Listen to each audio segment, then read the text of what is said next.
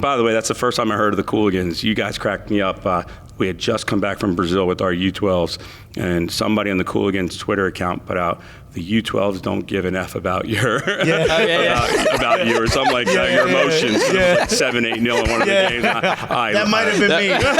There's a swear word. It's probably coming from this guy. But let's introduce our first guest here, or only guest. So I just want to make sure we give him the honor. But we here at the Subaru Esports Hub, and our first guest, our guest today, our one and only guest, ladies and gentlemen, the head coach of your Philly Union 2. Put your hands together. Only Marlon LeBlanc, everybody. Come on. Hey, there it is. Already regretting his decision to be a guest on our show. One of you guys is an Arsenal fan, right? Right. So I'm all about the show. Let's go, baby. Let's go. All right. I'm the Everton fan, but hopefully slide in a little more. We won't bite you. Hopefully we beat you in a couple weeks. Never gonna happen. Final game of the season. Marlon, so great to meet you. This is our first time meeting you. We're live here from Subaru Park. It's an absolute honor. I have to ask a first question. Found out this gentleman right here, also from Jersey. I'm born and raised in Newark. Yes, sir. So you know the question, and I kind of feel like I know what the answer is going to be because you're from East Windsor, which is near Princeton. And even though if you look at a map, Princeton's in North Jersey, they like to act like they're part of South Jersey. So I have to ask, and this is going to hurt my heart, is it Taylor ham or is it pork roll? It's ham. Taylor ham? Yeah, man. Whoa! Oh, my God! All day, every day. All day, every day. You heard the answer, folks. The interview can continue. This is quite a shock. Yeah, usually when you're this deep south in... But Princeton ain't that south, but people in I'm Princeton. Heights Sound, though. Yeah, I'm Heights Sound. Okay, so you were born in East Windsor. We're the lower side. Yeah. Princeton, East Windsor, not West Windsor. Also, Princeton and Newark have a lot in common. But no, this is super cool. Obviously, the Philadelphia Union, obviously the first team are in Orlando. So thank you so much for coming through and chatting with us. But MLS Next, so let's start there because a lot of MLS teams have their second teams now, and we're seeing how many matches have even been played? Probably less than 10, right? We're on week 8 of the season. Okay. We've had one. So what's been... You're in second place? I think we are second in the Eastern Conference. Right? Yeah. Okay. Nice. So this experience so far, I mean, we've spoken to a couple people, probably from like the MLS offices, about how MLS Next is going. But for a coach for the team, what has been the experience like in playing these matches and getting these maybe even some of the first team players and academy players some real playing time? Yeah, it's been a challenge. Certainly, it's hard to scout, right? Because you never know what you're going to see on the weekend, and even with us, we work pretty closely with our first team here, and in particular, a lot of our young guys have been getting time with us from the first team. But it's a challenge. It's a challenge because planning your game day is a little bit difficult when you don't know who you're always going to have and who you're going to be playing up against. So. I will say that challenge has been fun though. It's probably tested me in a different way that I've never been expected or I've never anticipated being tested. But luckily we're at a club here that we kind of don't care what other people think. We're going to do it our way, and we do it our way every week. All right. When it comes to managing or being the head coach of a team like like Philadelphia Union 2, how much do you have to play exactly like the first team? Is that part of it, is like developing the player to play in that position, or are you like, Jimmy, baby, I mean, have you thought about doing it this way? Look, we can't play exactly the way the first team does because we don't have the players that the first team does. So It's a little bit different, but our principles of what we try and do are almost identical. And so if Paxton Aaronson's going to come play for me, he's going to come play in the 10, and he's going to do it in the fashion, or hopefully as close to the way Danny Gosdog does it. So Jimmy will ask me to play a certain guy a certain amount of minutes or play him in a certain role, and we'll do that. But pretty much everything we do mirrors the first team, because the idea is that the guys on our team are going to get to the first team at some point. Right. And as far as mirroring styles, what about Jim Curtin's sneaker game? Is there a competition? Or coordinate? How does this work? My sneaker game isn't as good as Jimmy's because he spends a little bit more money on his. And they don't pay me quite enough to buy his Jordans. But I think I shouldn't say Nike, but yeah, my Nike game is pretty good too. Okay, very nice. Kids got swag. You ain't need to buy the top Jordans to get swag.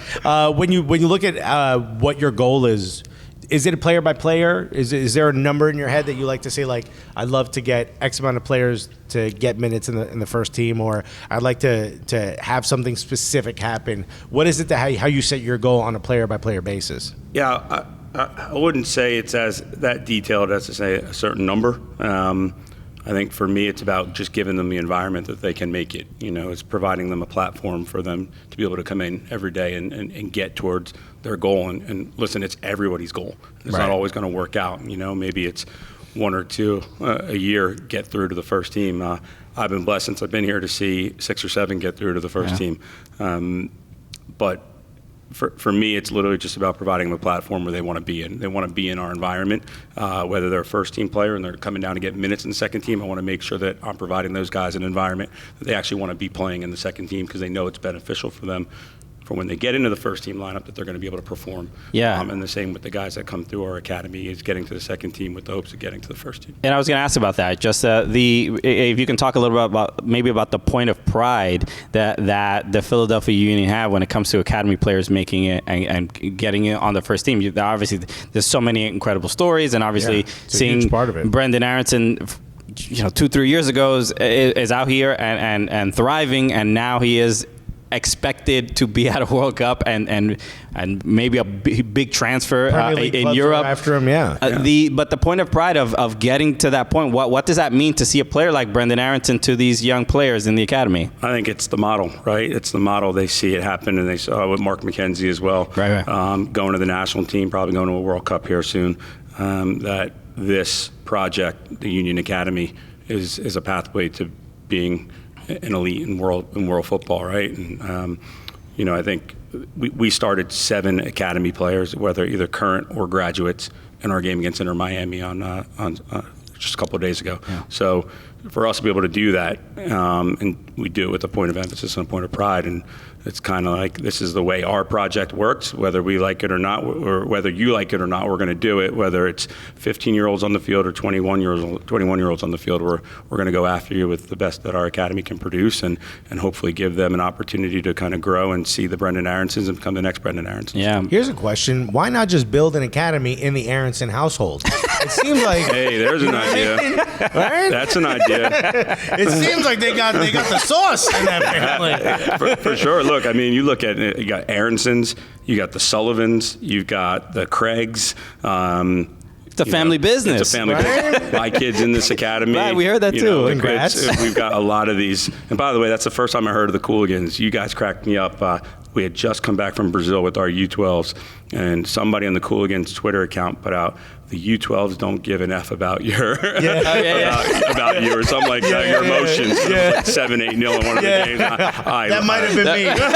There's a swear word. It's probably coming from this guy. They don't care. What do the academy players think when they? I'm sure the academy players or second team players play against the first team from time to time in training. But when they have to get like marked from Brujo, it's like, hey, this guy's he's an adult. I'm a child. Why is he playing? Remind him I'm 16. And he doesn't care about our guys' emotions either. Look, I think it's great. When my kid could barely start walking, I was kicking him, and my wife would, they're like, "What are you doing?" It's like, "Trust me, it's going to work one day. It'll work." Like it's the same thing. When we play with those guys, it's at a faster, quicker, stronger level, and I think it's the best thing that we can expose our players to. What about you? What got you into the sport? I looked up your age. I remember, Jersey was a big soccer town after the '94 World Cup. Is that part of what got you into the sport, or were you already grinding it out before that? '94, I was already 18. Okay. So, you played the sport already. So, I was playing already. I don't know what got me into the sport. I grew up in a single-parent household. My mom probably, I think, stuck me in soccer just to get me something to do on a regular basis. Get him out of the hair real quick, go over here. And, for me, it was I was a good player, but I feel like I've always been a better coach than a player. So much less running. Isn't that great? Right?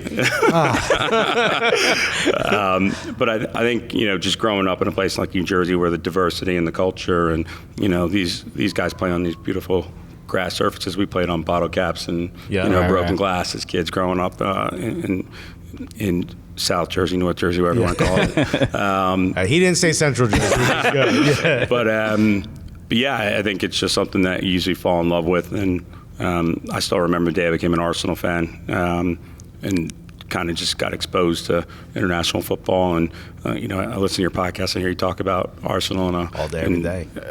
Like it's a passion, right? And you get into football, it's a passion. I think I just got into a passion early on in life. Okay. What was the moment that made you fall in love with Arsenal, by the way? My mother went and visited with my uncle just to go to London, and she brought me back like a winter cap that had an Arsenal. It was Arsenal, and that was it. That was my team. It's funny how that happens. Yeah. And the next thing you know, Thierry Henry shows up, and it's a beautiful team to watch. Best player ever. Oh, greatest. Best goal scorer ever. You know what? Here's a question. You get to see a lot of academy kids and stuff. How long until we get a Thierry Henry? That's American. Man, the nines are the hardest Thierry thing Henry. to develop. Thierry. Yeah. Theory Henry?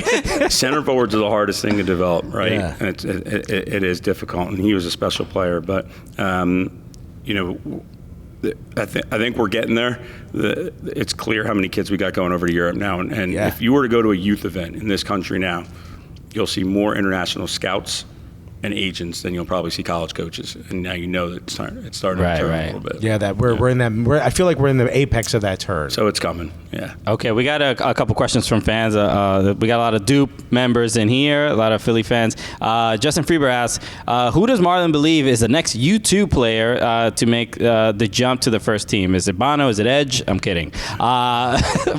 Everybody's made this joke. Wow. We got it. You can't. Wow. Thank God you've heard us before. Okay, I just want to make sure everybody. I'm no threat to anybody. Yeah, I mean, we got a few guys right now. Nelson Pierre is just 17 years old, who's come through this academy, scored twice against Inter Miami on the weekend. Right.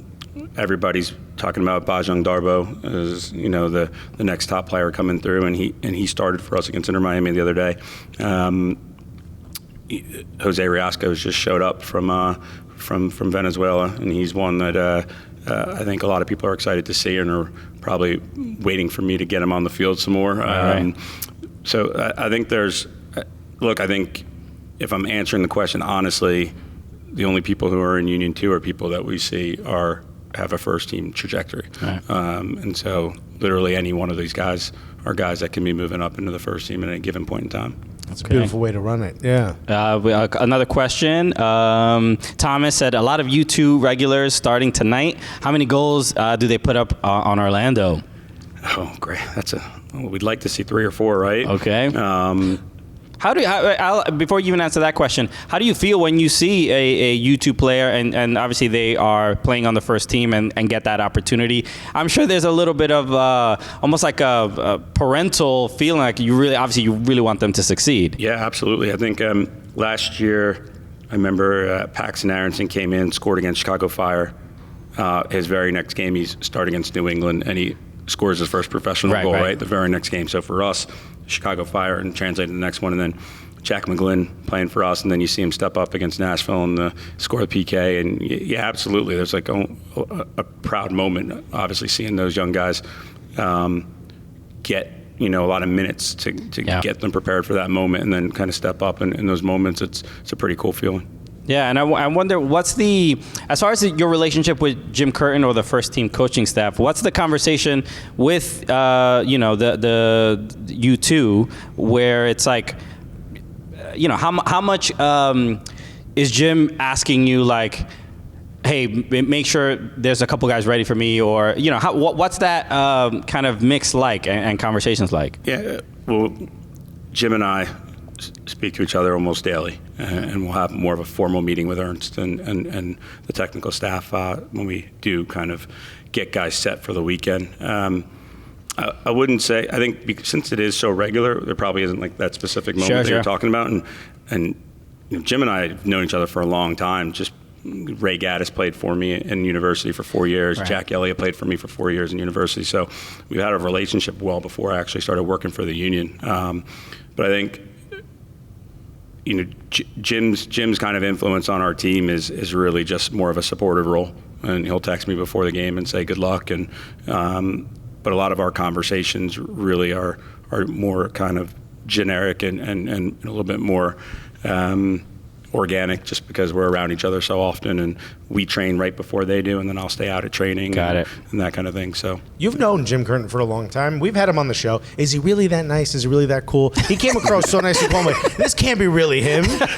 Jim is probably so cool that you don't even know how to kind of interact with him sometimes. That's exactly how I felt. That's literally, I'm like, how are you this cool? You're a head coach, bro. You see him on the sideline, and you remember when he went running to the corner to celebrate with the guys? Right. That was like completely out of character for everything that I've probably seen about Jim, but it was such a cool thing for him to do in the moment. Yeah. But like you never see him stressing, you never see him flustered. He's the same way. Like when you talk to him, he's just a really down to earth guy who's a Philadelphia guy. And you talk about like Philly guys and who they are. Like that's Jimmy. Like he's been the head coach here forever, and like he'll go sit and have a beer with you, and wear an Eagles hat to the office. Like he's just a pretty chill guy. Yeah, I mean he's one of our like biggest supporters, man. He's been absolutely great to us. I have a couple questions, and we'll let you go. This is a question from a big Arsenal supporter, Poorly Drawn Arsenal. I don't know if you follow him on Twitter. He does a lot of Arsenal artwork. He will not. He's incredible. It says, does the club offer any kind of mental health support? It's got to be a lot on the kids with expectations. Yeah, absolutely. I think in particular, mental health is at the forefront of all things athletics right now, wonderful. Right? And the kids all go to YSC Academy, which is a union-funded school where we have a full-time sports psychologist on staff at the school. So those kids have access every single day.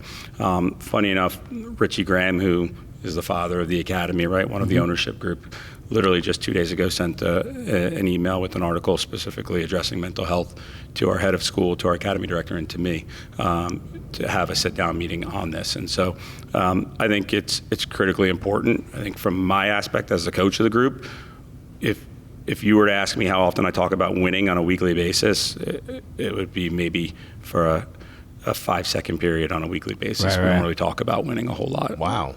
And I think part of it is that I believe that if performance and self-gratification is only rooted in the result, then these guys will never get to where they're trying to get to. They've got to see some of the pictures in between. And so we really let winning kind of take care of itself and not let the stress of that side of things be what is their driving force, because there's got to be some type of satisfaction and happiness that comes out of playing a sport that isn't rooted solely in the wins and losses. Totally, and especially at this level, it's important. You're developing. So. Yeah, and you don't need the weight of the world on, on a second. You want to succeed, but you can't be like, well, everyone's disappointed. So, that's not how it works. Yeah, you want to be able to take risks and grow as a player. And that's it. And we started a 15-year-old at the 10, the most important attacking position. The last thing he needs to do is feel the pressure of having to win when it's about his development, which is first and foremost. Okay, well, hold on. I do want to ask in regards to that, how different is it coaching now than like, who was that guy, the basketball coach that threw the chair on the court? Bobby Knight. How different is coaching now compared to what that guy was doing back then? Yeah, I mean, look, he was probably right at that time period. I think he got fired by Indiana, right, towards the end of his career, right, where things started changing a little bit. And you can't do that anymore. No. The things that our parents said to us when we were kids, you can't say that anymore. My mother would be canceled every day of the week. I think coaching is about getting the best out of a player, all right? And it's not just about telling them every time they do something wrong. Trust me, they know when they do something wrong. Right. My philosophy personally has always been to kind of personify your strengths more so than work on your weaknesses all the time.